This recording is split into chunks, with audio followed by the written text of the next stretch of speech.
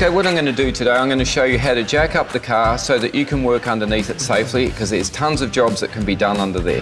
To do this job, you're going to need a couple of jack stands, a set of chocks, and a trolley jack.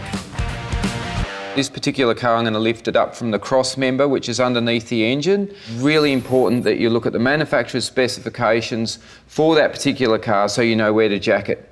You can cause a lot of damage by jacking up modern cars by using the cross member, as I'm going to do now, because modern cars often have an aluminium cross member frames, they will break. First of all, we need to make sure that the handbrake is on and the car's in park. And if it were a manual, we'd put it in first gear. We've got to make sure that the floor's clear and clean underneath us so that the trolley jack, as you can see, rolls easily. We're going to run it under the car until we get to the chassis. Now we're past the chassis and we can see the subframe, so I'm going to turn the handle fully clockwise. And now it's fully in contact with the cross member. That's where I want it to be. So away I go, pumping it up, but keeping my eye on it and keeping well clear of the car. Okay, that's my workout for the day. That's as high as it'll go. And now we're going to put the jack stands in.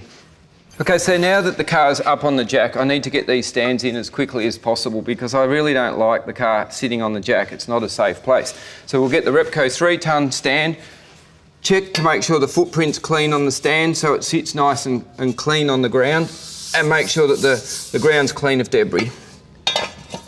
Place the jack with the handle facing outwards and simply just lift it up into the jacking point on the car. So I'm happy that that's in place. There's a little bit of movement, but that's how they are. Now it's time to put the other front one in place. So now the next thing is, of course, to get rid of the jack so I can get under and fit under the car. So I'm going to get rid of this jack, turning anti-clockwise, down goes the jack, out of the way now, and I'm going to put the safety chocks in, one behind each wheel. Okay, so jacking the car was quite easy really when you follow the right procedures.